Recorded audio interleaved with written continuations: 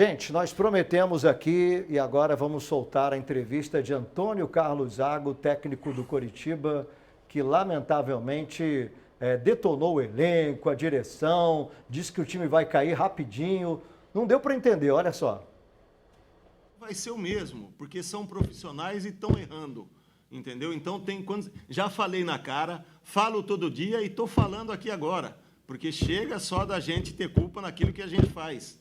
Então, assim, primeiro a culpa é de quem construiu o grupo, né? Quem montou esse grupo é o maior culpado, né? Porque os jogadores também não têm tanta culpa de estarem aqui. Se eles estão aqui, porque teve alguém que contratou. E se contratou errado, o cara também tem que assumir essa culpa, né? Essa culpa não pode ser só do treinador.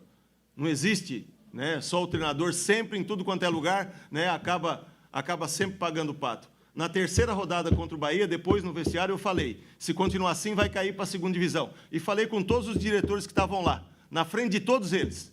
Se continuasse a ter atuação como teve no jogo contra o Bahia, cai para a segunda divisão. E hoje não é diferente. E eles sabem. Então, eles têm que assumir a culpa, têm que ser um pouco mais homem dentro de campo e não fazer as cagadas que fizeram no segundo tempo. E vou trabalhar com eles bem a semana inteira. Não vai não, não vai não, Zago, não vai não. Ele perdeu completamente a sensatez, né? E assim, qual é o clima que ele tem agora para trabalhar com esse grupo, Celso? O Cosme, desculpa. Então, não, imagina, até me elogiou.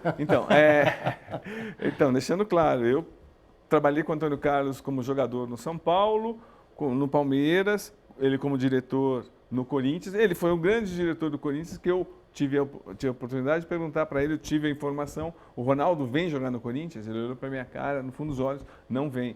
O Antônio Carlos é muito individualista e sempre foi, ele pensa nele. O que ele está fazendo é tentar livrar a cara dele.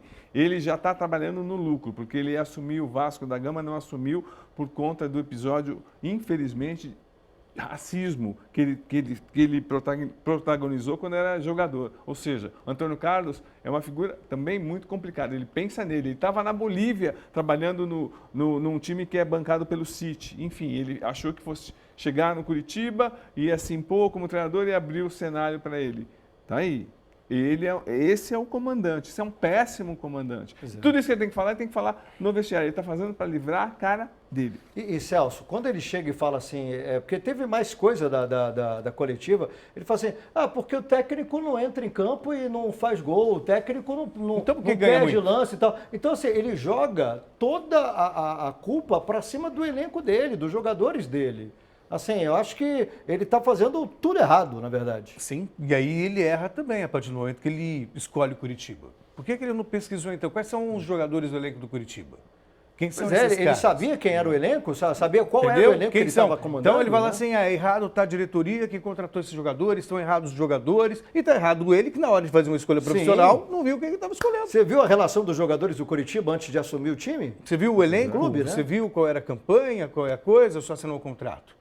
Então ele também tem a responsabilidade dele. E assim, desculpa, Celso, mas esse time é o que vai, pelo menos 80% vai seguir até o final do Brasileiro. Como é que vai reagir? Não dá para trocar 20 jogadores, e agora?